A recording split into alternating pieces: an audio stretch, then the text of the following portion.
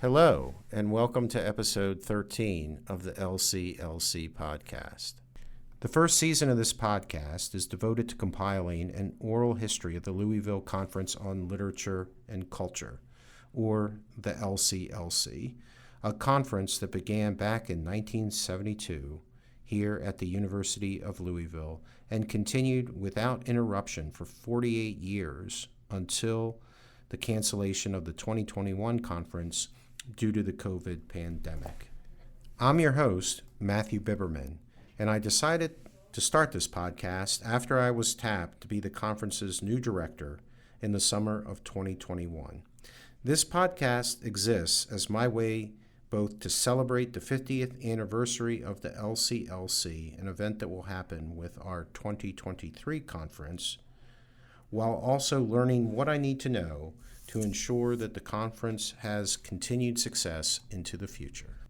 In this episode, I talk with the poet Brenda Hillman, who read at the LCLC just this past February 2022 as the creative keynote for our 49th annual conference.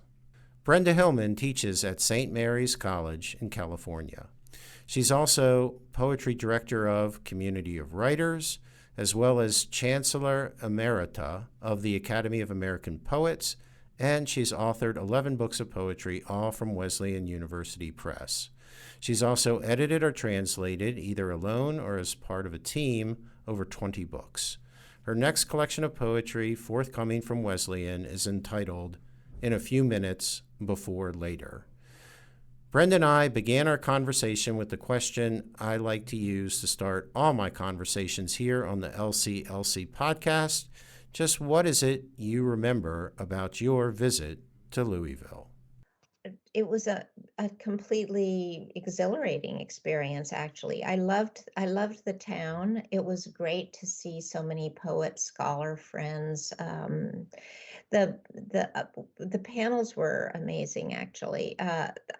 The first panel I think I attended was on magical cosmologies, and it was just the varieties of intellectual experience that were presented there. I loved many of the presentations. They were just this combination of headiness and deep thought and deep feeling, and it had a sort of the sort of seriousness of other conferences like that. I don't know, a sense of play, a sense that people were trying things out in these conferences. Again,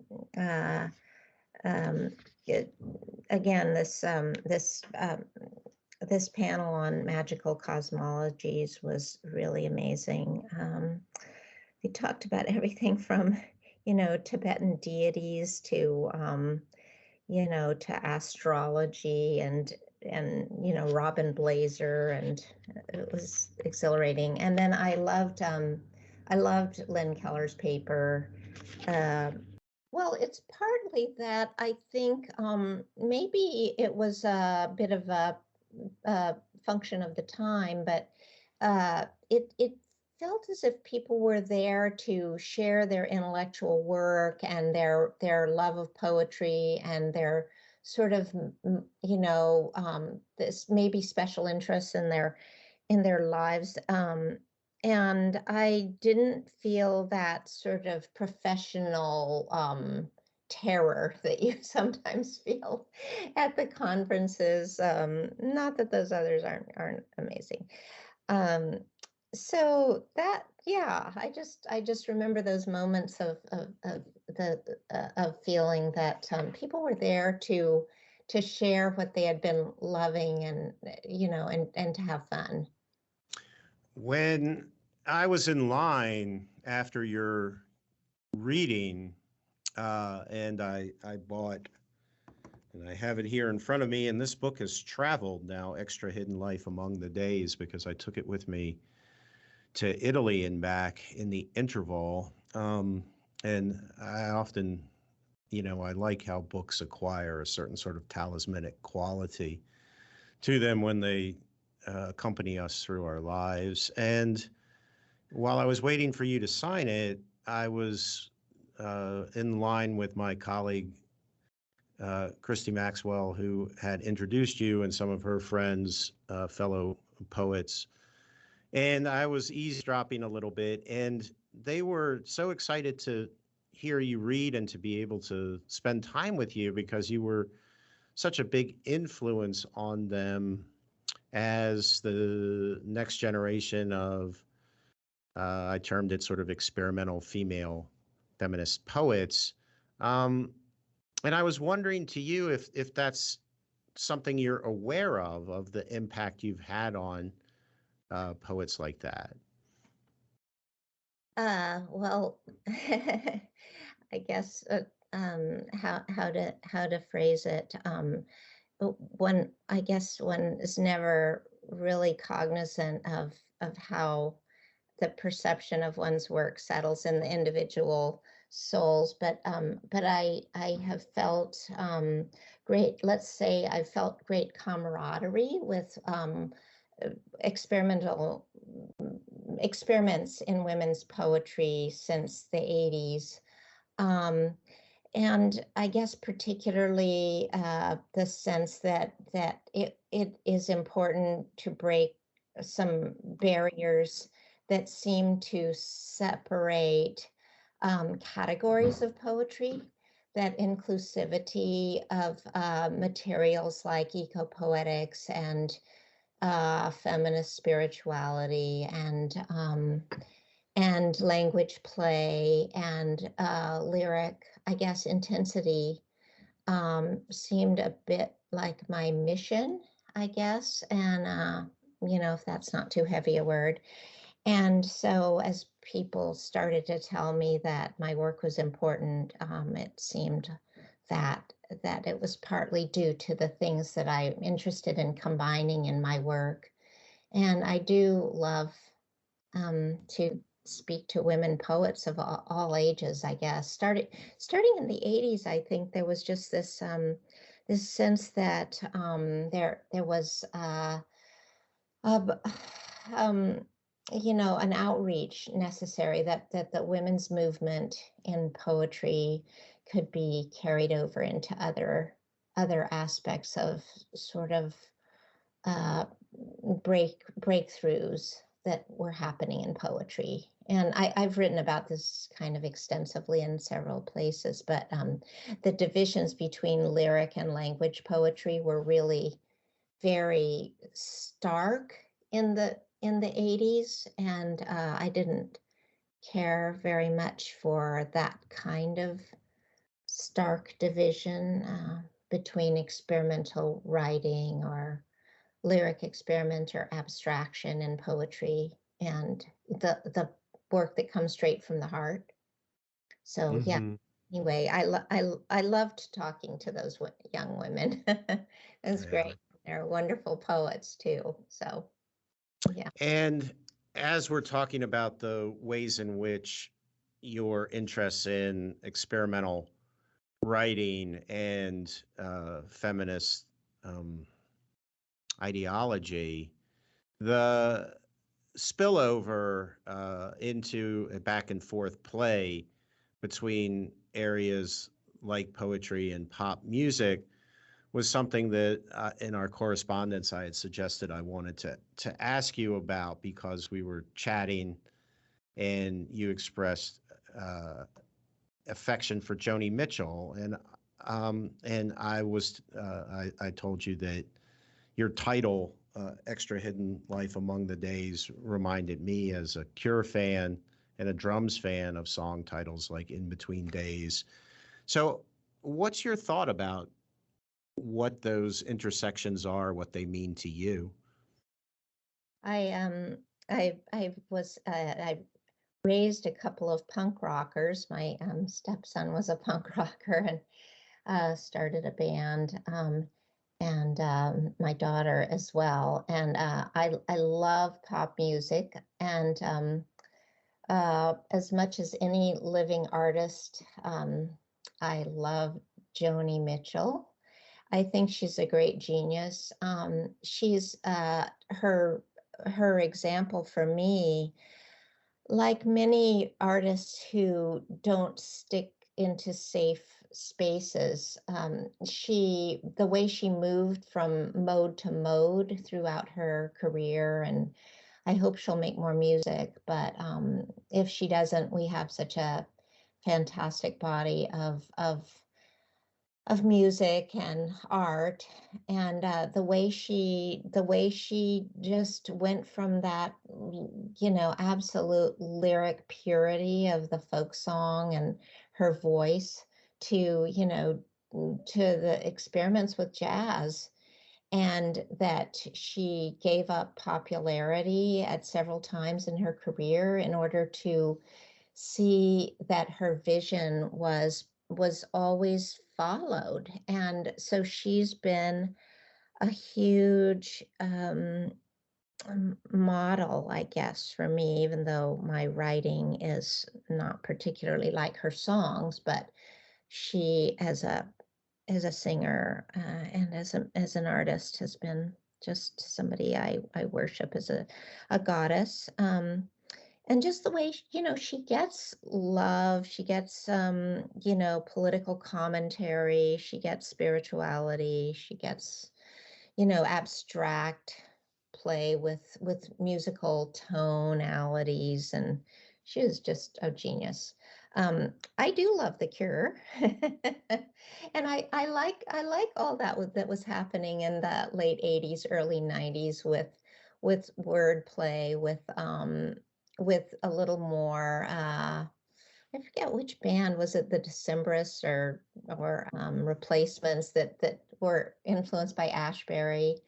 But anyway, I've followed pop music a lot, and punk rock. I can't say I'm up to date with my music right now, but and Mm-hmm. the other one I worship is Bob Dylan. But who doesn't? Who doesn't worship Bob Dylan?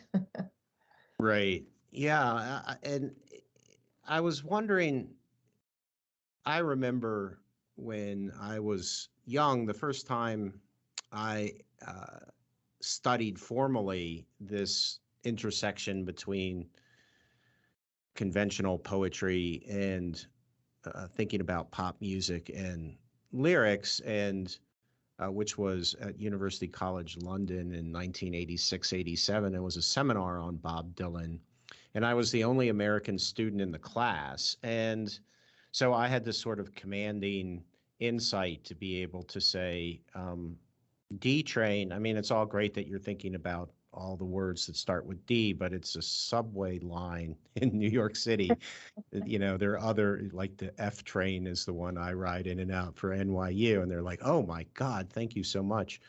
And so, but in that class, they made a big point of getting me to think about the fact that those lyrics are accompanied by the musical melodies. And so they don't necessarily survive without them.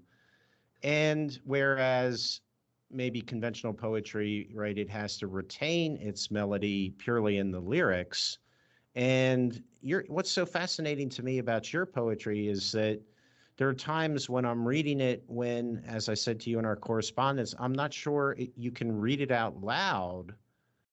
And I wondered if I could get you to talk about this sort of collection of ideas that I've just thrown on the table for you. Well, I think the experience of hearing poetry and reading poetry aloud, and the experience of having a visual interaction with a poem um, can be sisters or brothers, or they can be separate units. I'm not freaked out when people tell me that they need to hear my poetry read aloud in order to understand it, or if they say, well, how would this work if you tried to read it, or this looks good on the page, but how would you express this row of commas, or um, I think that, you can have different experiences of poetry. My poetry is very modernist and postmodernist, but it's rooted in the romantic, and the sense that poetry is expressive and it has, a sort of original inner thought to express on the page. And sometimes for me, that is done through abstract punctuation. I started doing it in a book called Cascadia, where I was visiting the missions in California, and I was trying to kind of enact or represent some of the patterning on the walls that were done mostly by indigenous hands and on the walls of the missions. And so I used punctuation sort of around the poems. And when I read those poems aloud, I never read the punctuation. Or the other day at Community of Writers, I was reading a new poem that I had a lot of tildes in because my mom's from Brazil, and I grew up looking at tildes on top of words, and so I love using punctuation sort of abstractly because it's beautiful, and I think it's decorative, and it doesn't seem to me gimmicky or weird to put it there as part of the function of the look on the page. But when I started doing it, I got a lot of can't be said on the air for doing that, and so I've just gotten used to seeing what I could do with patterns and patterning. If I feel like writing a conventional poem that doesn't have play with punctuation or sound effects in that way,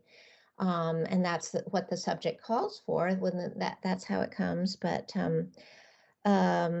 yes, that's a very long answer to your question, which is that some poems are more easily experienced as visual art and read aloud to oneself.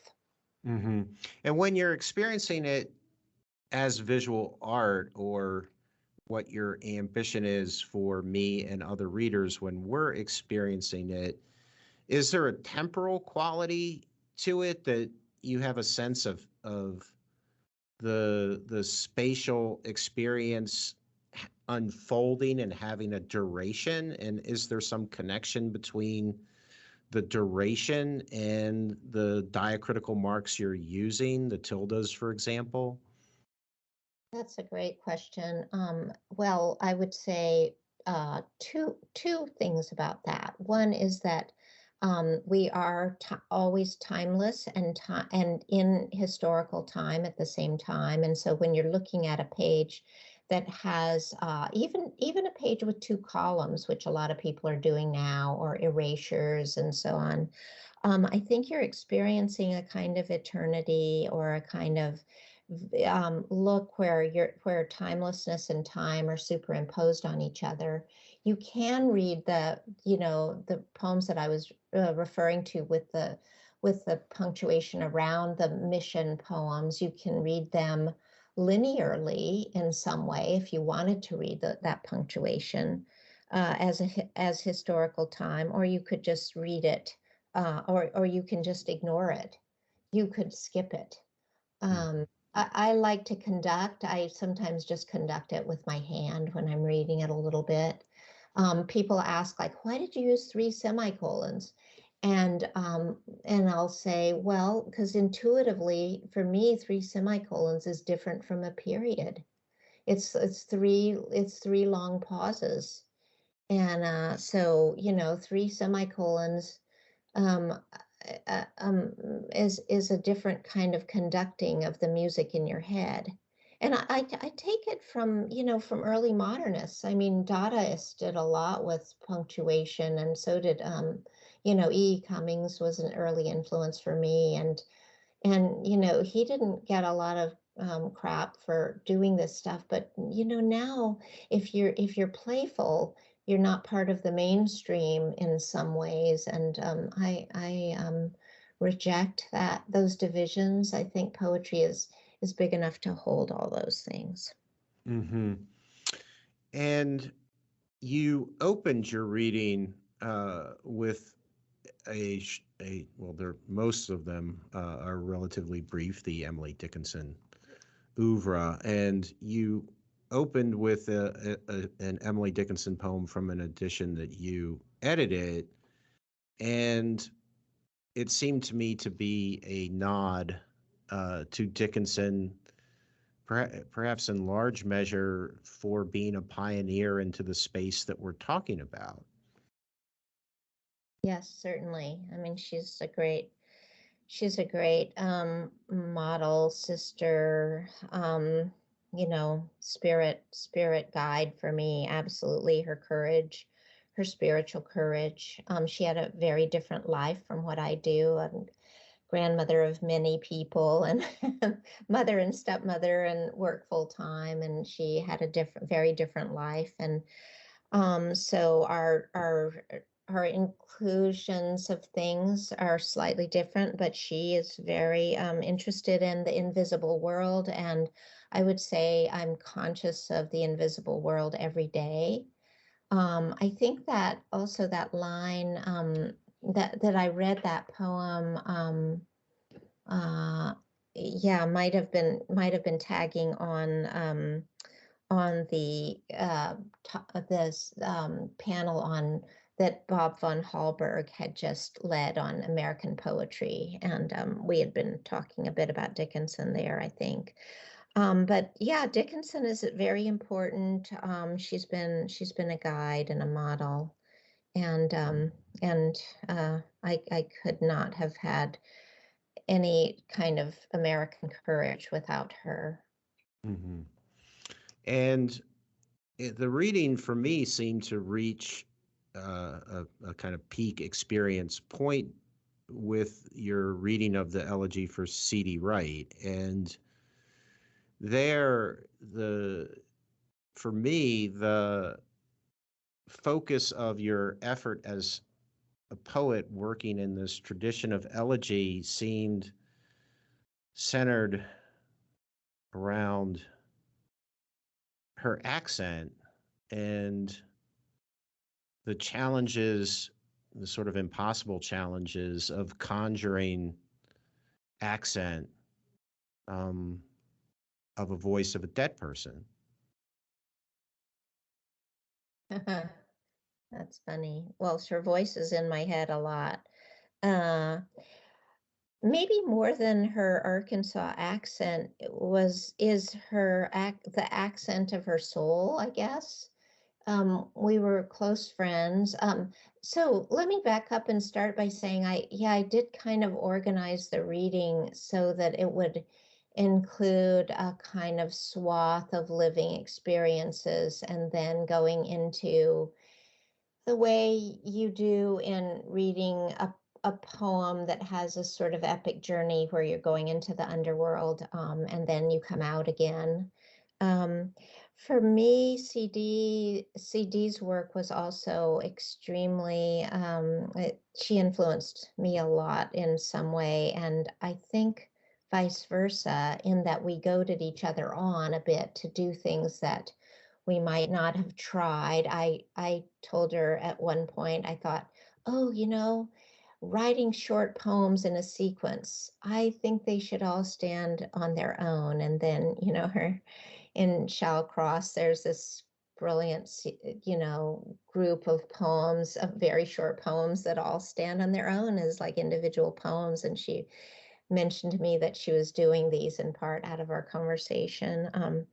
So on the elegy, I wrote a book called Death Tractates that was published in the late 80s when the death of a female mentor occurred really suddenly, and I wanted to explore sort of childhood notions of the afterlife and try to contact her and speak from another sort of voice. And so I was aware of that the elegy is something I've explored a lot in my poetry. I wrote a long series of elegiac poems for my dad after he had died.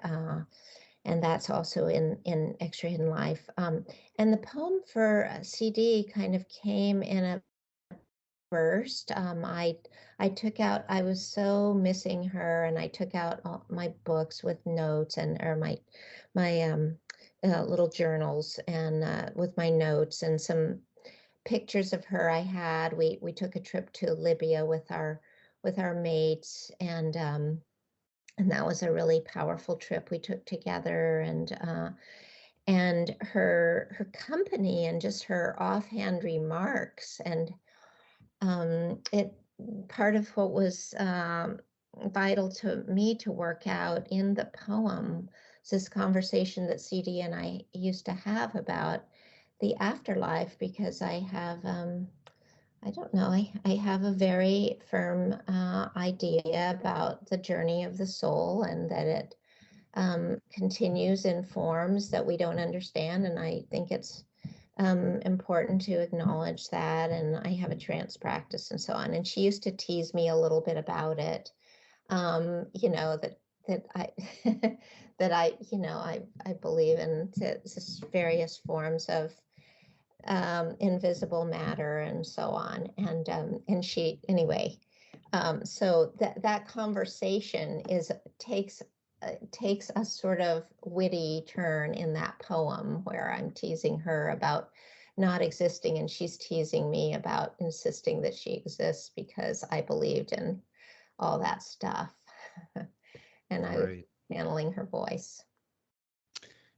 Yeah, I can identify a lot with your sentiments, and I'm post both parents, and with my father, I worked. He lived with me for the last 12 years of his life, and I worked with him. Um, he was a specialist in high-end vintage motorcycles, and I sort of apprenticed myself to him. And to the degree that I continue to do that work, I often hear him in my head. And I often know that he's sort of in my body, in the sense that how I hold things, there's a kind of muscle memory. For example, what I'm thinking about particularly is a buddy of mine was working with me, and I gave him a little task to do, and he came back and did it, and he did it upside down. And I didn't think to explain to him, about right side up, because I just simply know how to hold it properly, because my father's inside me to a certain degree, and I'm holding it correctly. And so I wonder if you have any thoughts about the ways in which our connections um, are embodied. Do you mean eh, with our dead folks, or? Yeah, we've been talking to some degree. I switched it up on you about the ways in which these connections occur Yeah. through language, but then there's this way in which these connections continue on in other ways. Yeah, I think so, because we're aware, at least I'm aware with CD, as much as I miss her, and other poet friends who have passed really recently. And I lost two other friends in their 60s in the last couple of years, and they were both poets as well. The sense that we are living for them, we're doing their work in some way, or we're continuing our work through the memory of them. And that it's way less, far from, how to say this, far from being lonely. I feel as if I have these, the Theosophists used to call it invisible helpers, but I do feel like we have invisible helpers that we can tap into. And, this may be brain matter that is memory, like remembering her voice with its accent so extremely clearly. But I do feel like they're on this sort of mystical plane, we are acting for them. We are Hmm. acting for our dead. And Hmm. you're embodying them, hopefully in good ways and in ways that'll improve reality for others. But CD's life and work were really cut short, and she and I had a very shared vision, even though our poetry is similar in some way and very different in other ways. But we're both very rooted in geography and locale, and in kind of reaching across boundaries and language experiment and lyric experiment and so on. So I do feel as if I've got her hand in my hand. Hmm. This this trip to Libya, and or perhaps it's another trip, but in our chatting while you were in Louisville, I seem to recall that you crossed paths with Tom Sleigh, who uh, uh, is a teacher of mine and who had a very sort of transformative experience in the Mideast. Am I right in remembering that? I think his trip was at a different time. We were invited by a Libyan poet Ashur Etwebi, who during Gaddafi's regime, and we were the only American poets who had been, quotes, officially invited under Gaddafi to go. And we it was a very weird and amazing, astonishing actually trip. We went into the Sahara and went to a small Saharan village and had experiences in these sandstorms, and then there was a conference that he sponsored. I believe Ashur might have sponsored the time that Tom went as well. I'm not sure, but Hmm. we know each other, but we didn't cross paths there. But our trip was just Forrest and CD and Bob and myself. Yeah. Hmm. Yeah, for Tom, when we talked about it, he came to a realization that there was a sort of overlapping of landscapes psychologically and productively for him as a poet, in that he is he grew up in Texas, and so something about the wide open space uh, of the Libyan desert experience, as you're talking about it, um, coalesced very productively in very sort of deep psychic ways with him as a Texas boy. I felt the same as an Arizona Arizona woman. I remember climbing a hill with Forrest. It was during a sandstorm that was very serious sandstorm. We had just been riding camels, and we were climbing this hill during a sandstorm, and they had bodyguards and everything because we were, supposed to have kind of a careful eye on us all the time. But anyway, we climbed these hills, and the sand was coming right into my face, like with this pelting thing. And I never have been happier. I mean, it was so like the pelting of the sand was exhilarating. It was like ecstasy. And I just was having a whirlwind of happiness, the sense that this matter was so much bigger than myself, and the wind was, it really felt like Elijah in the Bible or something, being in a whirlwind. I just felt like I understand how the prophets would get taken up by the voice of God in a whirlwind, and not to compare myself to Elijah, but there was this feeling of like sand in your face is God, and anyway, I completely relate to Tom's R- loving that extreme.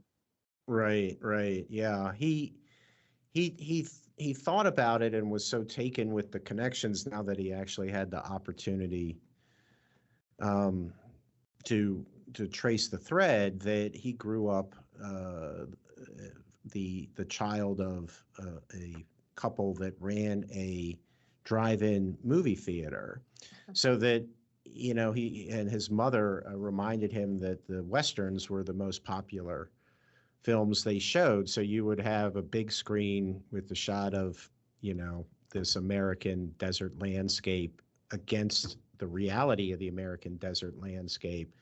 And that it all fed into the sort of mirroring that is a kind of vertigo that leads to the poetic inspiration for him for a lot of those poems that have come out of those desert experiences for him.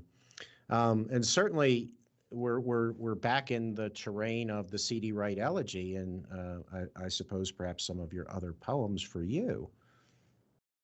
Yeah, absolutely. And the sense that, things coming together in these elusive and sort of magical ways across time zones and geographies seem, well, I don't know, miracles. Mm-hmm. The way poetry is, and poetry and the inner life and outer experience are just miraculous in that way. I think that's part of what, bringing our imagination to our most intense zones can afford. And And in contrast, you you seem to want to incorporate in our correspondence I talked about as the jargon of late stage capitalist high finance, of futures and derivatives and all that sort of stuff. Why is that? Am I right in my supposition there? Why is that language populating your poems? yeah, you're absolutely right. That kind of vocabulary, definitely Latinate binomial names and biology and abstract syllables.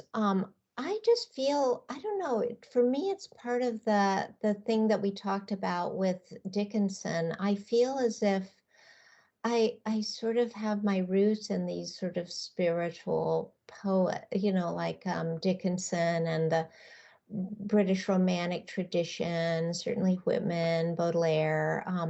But I feel very much like a contemporary woman writing your way into a spiritual flexibility requires including other kinds of vocabulary and experience. My dad was an economist, and he and I often had discussions slash arguments about capitalism, and first of all, I feel interested in the vocabularies and throwing them in like nuggets. It seems like, you know that kind of ice cream called Rocky Road, Yes, I where do. you come across a marshmallow and it doesn't really belong, but it has to be part, or the nut. So my poetry, if it's like ice cream, it's like Rocky Road.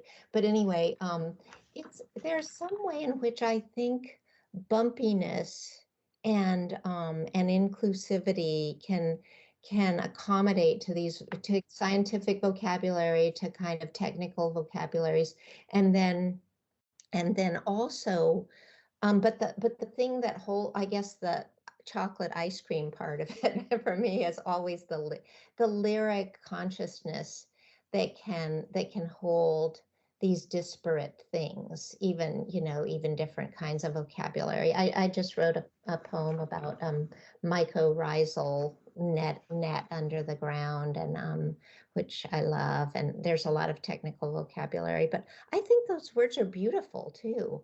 Like, I think they're really beautiful, like hyphal. It's the hyphae in roots. Why should we keep this sort of pared down, barren lyric sound? I mean, I love that sound in some ways that was really common in the 70s and 80s, deep imagey stuff. But it doesn't speak for my life. I spend a lot of time reading sciencey stuff because I love that stuff. So I want poetry that'll speak across our disciplines, and that's why. So I'm sort of a documentary poet in that way. The poem that was immediately coming to mind for me in our conversation on this topic was Poem for a National Seashore. And you preface it, or the epigraph to it is Caliban from Shakespeare's The Tempest. And my standard teaching beat is Shakespeare. I'm a Shakespearean by trade. So I couldn't let you go without asking you why the decision to include Caliban there, his language there. Caliban is for me as important as Ariel. I mean, there's as you know as a Shakespearean that there's a lot of probably conversation about whether Ariel or Caliban gets the better poetry. Well, the answer obviously is Shakespeare gets the better poetry, but Caliban is such a. I mean, there's been a lot written about the other that Caliban represents. And he's a great figure. I love his poetry in the play, and I feel very, very close to him and to his speech in that Right. in those ways. And as the rejected, he also represents not just a rejected element who is included in our consciousness by the end, by the poetry, by the greatness of his poetry, but also for me the idea of rejected matter, and that we're walking on the beach, we have to include what we might reject, in order to have this experience. And I think that's where we are as a nation, listening to the committee hearings this week and before, just realizing we have to include in our concepts of ourselves what might feel like being rejected. I have a book that's coming out that's I think it's sort of speaking to that idea of inclusivity again, and the idea of the minutes that we might want to reject in our lives, the trash minutes, like I'm just going to go and waste some time on social media. Well, actually, no, there's no such thing as a trash minute. It's all part of us. Right. And what do you think about Caliban? Oh, I'm totally on board with your interpretation. When I teach it, I focus on Caliban in much the way that you've outlined it, that the music there that Shakespeare gives to Caliban is the music that speaks to my soul, that modern poetry is in Caliban, that it might be the most remarkable in terms of just the beauty, the strange sort of wild beauty of Caliban's language, that this might be Shakespeare's greatest achievement as a writer. So it's amazing. Yeah, it's amazing. He obviously speaks for in some way for the rejected unconscious, and that by including him, we're including the very most important part of our dream imagination. Right. And Thoreau, of course, is a magician, so he has to include all elements in order to work his magic. Right. And I love the willingness on your part to stretch the conversation into our reality, the immediacy of the hearings that are going on in Washington. this week, and the recognition that the mistake here would be to look at Trump and what Trump embodies. That to reject that is not going to help us move forward. Like in some way we have to work through it, and working through it is not simply rejecting it. Yeah, don't you wish that Trump would say even one poetic thing? And I mean, there's no comparison here being made. But what I mean, I guess, is just the category of what we reject. Maybe the rejected stepchild with the great turbulent poetry brain, or the white supremacy that we don't want to look at in the face because it's too terrifying, and we just think it's gonna go away if we ignore this. Right. Or in many ways, if we simply pronounce us as cured of it, like we've moved beyond it, we don't. That all of these are strategies of disavowal, and they're not going to allow us to work through and integrate, to use the psychoanalytic language here, of moving forward to some sort of better place.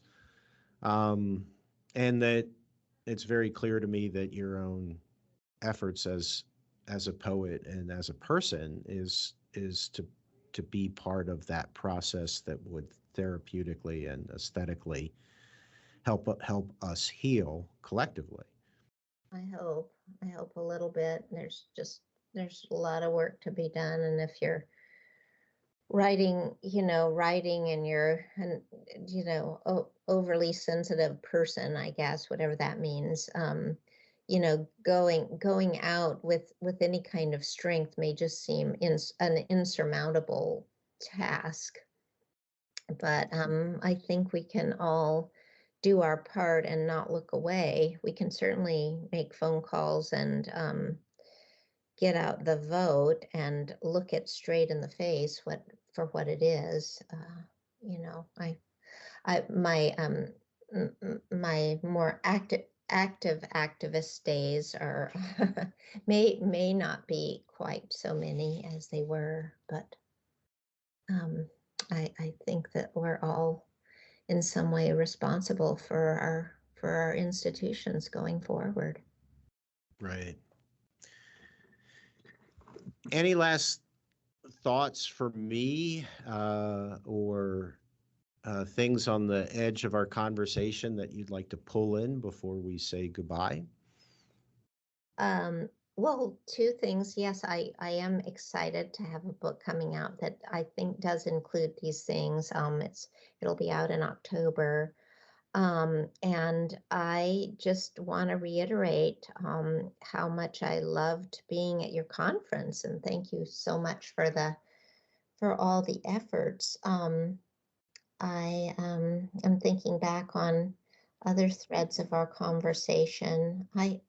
I almost met Joni Mitchell once because I was supposed to give a reading with her. Mm-hmm. And it didn't happen because she was sick, but that was Wow. That was one little thing that I was thinking of as we were talking. I thought, oh, maybe we're not supposed to meet Joni Mitchell. Maybe we're supposed to just sort of write into our own imagination of what, of these connections, and that we're very lucky to be poets in that way. That these things carry over to all our zones, and that our voices will kind of come together. I hope you enjoyed my conversation with the poet Brenda Hillman. If you did, please hit like and subscribe. As always, I invite you to join us for an upcoming LCLC conference. To learn more, consult the LouisvilleConference.com for details. I'm Matthew Biberman, and thanks again for listening.